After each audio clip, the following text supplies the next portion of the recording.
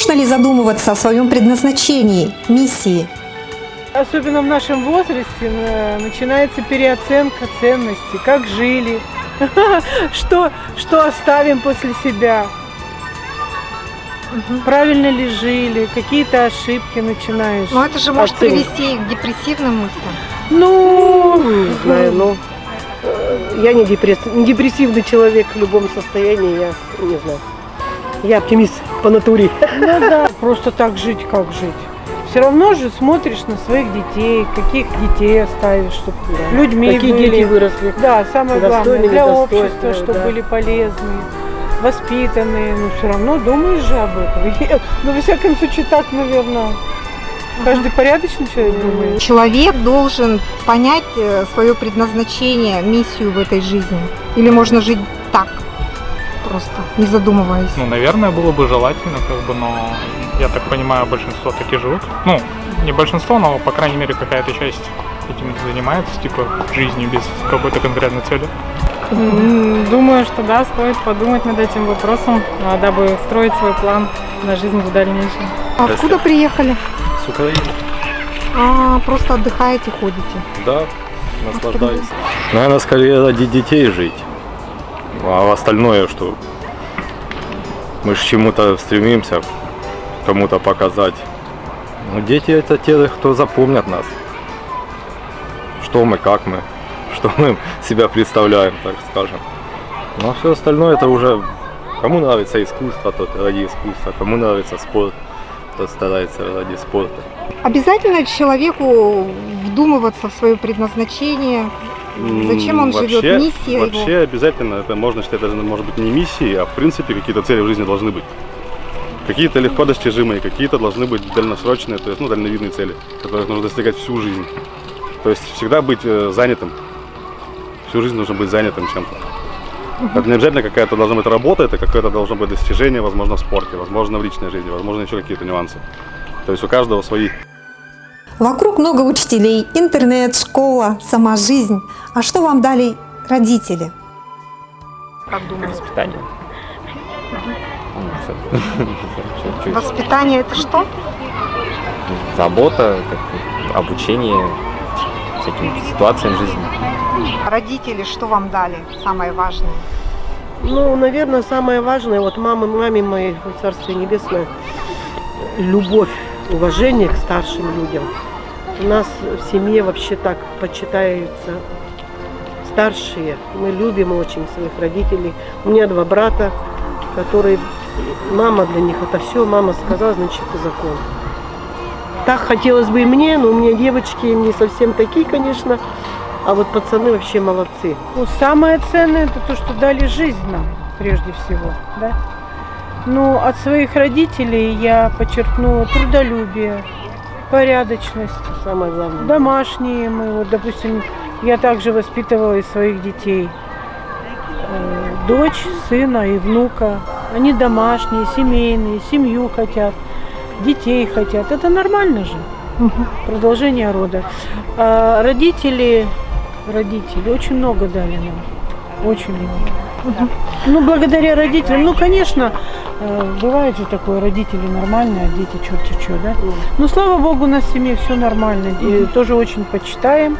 И я своих тоже воспитывала детей, что мама, бабушка – это святое. Воспитание это понятие обширное, а вот Они поконкретнее. дали направление, дали стержень, характер, закалились. Ну, например, В отец основном что вам отец. говорил? Ну, много говорю, я сейчас не буду вспоминать, конечно. Это все личное. Но, во всяком случае, он меня направил к спорту с детства. А родители что вам дали самое ценное, как думаете? Ну, жизнь, Угу. правильное воспитание. Там еще. Ну, все, что нужно для человека, для ребенка. Ну, любить своих близких, я думаю, заботиться о них. И, конечно же, любить себя. Ну, жизненные ориентиры, наверное. Какое-то базовое воспитание. Пример, как люди себя ведут, наверное, я уже скорее от своей матери отталкивался и делал свои выводы уже из этого. Вот такие естественные вещи. Ну, это личный пример, безусловно, личный пример. И И самое главное, мне кажется, что это такая преданность делу. Поэтому мне кажется, что все-таки человек это еще не только биологическая, но и социальная составляющая, конечно. В каком возрасте вам интересней? Ну, мне кажется, что вот был такой математик Холмогоров, он говорил о том, что в ВУЗе это уже поздно. В ВУЗе открывать математику, да, то есть вот даже такие очень сложные вещи, это поздно. Это надо в школе. Какой период жизни был для вас самым интересным? Когда появились дети, да. У меня девчоночек разница 10,5 лет. Первое дитё. Радость такая была.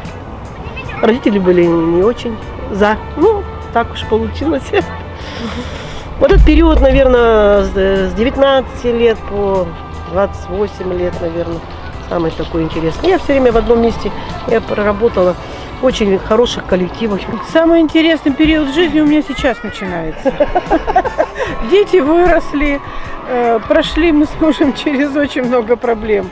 И расставание, в смысле, работа у него такая, по полгода с дочкой, сына еще не было. Ждали мы его.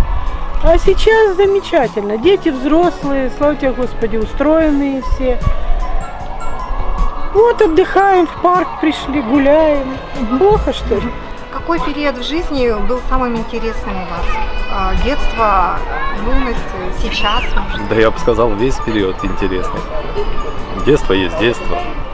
Там игрушки. Взрослые игрушки, другие интересы. Ну нельзя сказать, что что-то было интересно, что-то не очень. Какой возраст у вас был самый интересный? Подростковое юношество или сейчас? Ну, сейчас у меня все двери все открыты. Ну, учеба. А самый интересный период в жизни какой у вас был? Детство, отрочество, юность? Или сейчас? Сейчас, конечно, тоже есть свои интересные моменты. Ну, юность, я думаю, да, студенческие годы были тоже интересные по-своему. Ну, полагаю, сейчас, наверное. Почему?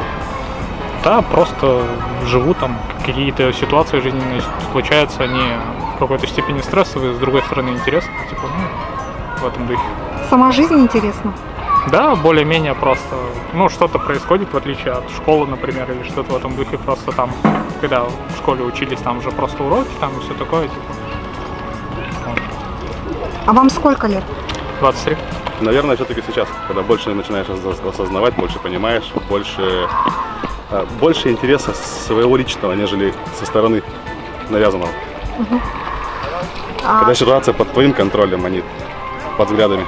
Что повлияло на закалку вашего характера? Благодаря, ну, сам себя. Например, спортом, может, занимаетесь? Ну, спортом, да. А каким видом? Бокс. Со скольки лет занимались? 2 класса. А какой-то результат был? Ну, да. Там всероссийский турнир, спартакиада, там чемпион, призер. Ну, во-первых, гены, это прежде всего характер, передается все равно по генам. И, ну, честно говоря, сами себя закаляли. Через трудности проходили и добивались того, чего хотели. Наверное, так. Мы-то в северных условиях вообще жизнь начинали как? Я жила в деревянном доме, где топили печку, кололи дрова, воду с колонки таскали. Мы вообще я вообще ничего не было. И сама делаю ремонт, сама и таскаю мебель, сама все это делаю. Хотя имею мужа, он по командировкам ездил, так что я привычно все делать сама. Я очень самостоятельный человек. Ну, вообще, как бы ситуации, типа ряд жизненных проблем, конечно, они влияют на закалку. В частности, например, как бы учеба в другом городе, то есть я в какой-то момент переехал в другой город, там учился как бы и пытался жить самостоятельно. Ну и вот. Повлияло, наверное, больше стремление добиться того, чего ты хотел. Когда есть цель, соответственно, стремишься. Ну, соответственно, получить сначала высшее образование, потом в дальнейшем найти хорошую, достойную работу, воспитать, родить ребенка. Основная цель, как женщине. Что повлияло на закалку характера? Ну, это спорт, наверное. Спорт. Все-таки спорт это же преодоление. И человек должен все равно вот через не могу, через не хочу, через устал, и все равно это делается. Какой вид искусства оказал на вас большое влияние? Ну, я сам на гитаре играю, и когда начинал, у меня группа кино Виктор Цой, я в основном его слушаю. Песня самая у него, конечно, волевая, это «Хочу перемен». Возможно, даже она на меня в подростковом возрасте как-то повлияла, что нужно что-то менять в своей жизни. На месте нельзя стоять. Честно говоря, я не очень творческий человек. Я скорее такой практичный материалист. Но очень люблю хорошие фильмы, особенно нашей молодости, потому что они очень поучительные, фильмы старые. Музыка, очень музыку люблю. Больше, наверное, все же музыка. И муж мой музыкой занимался, мы собирали и кассеты, и пластинки. В общем-то, с молодости. Ну, смотрите, молодежь сейчас как? К нашим дискотекам 80-х, Да. как они все Да. и знают слова, и поют. Так что, скорее всего. Да, мы вот выросли на А этой как музыке. творческая натура, наверное, творчество, какими я люблю штопать, я люблю чинить. Ну, я не могу сказать конкретно какой, потому что я могу слушать и рок, и классику, и, так скажем, вообще то, что другие не любят слушать. Фильмы тоже разные. Это под настроение, можно сказать. Ну, я думаю, да, литература более мой любимый вид искусства.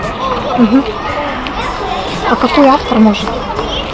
Автор, ну тут много интересных произведений, поэтому, в принципе, какой-то конкретный выделить сложно. Музыка тяжелая. Рок. Да, я рок-металл. В свое время он тоже долгое время он в жизни моей существовал и существует до сих пор. Так скажем, я рос в среде неформалов, грубо говоря. То есть тех людей, которые слушают тяжелую музыку, которые, ну не знаю, возможно, в какой-то степени протестанты, если их можно так назвать, которые протестуют. Вот. Но это тоже как бы укрепляет характер, с одной стороны. Я нисколько не приверженец всех вот этих вот нюансов, там, протестов и всего остального. У меня своя жизнь, у них своя жизнь. Соответственно, я просто что-то где-то полезное подчеркнул для себя, увидел что-то плохое, чего не следует в жизни нести и своим детям показывать. Соответственно, это опыт. Все, что у нас в жизни происходит, люди, события, все остальное, это все опыт. Ну, я думаю, что, конечно, фильмы – это очень такой мощный контент. И, ну, там, в общем, очень много смысла. Через 1,5 часа, через 2 часа люди иногда выходят другими людьми. Музыка, наверное. А какой Я музыку постоянно слушаю, поэтому как бы, наверное, она на меня влияет. Как бы, когда я просто хожу там по городу, например, слушаю что-то и какие-то мысли вокруг проходят в голове.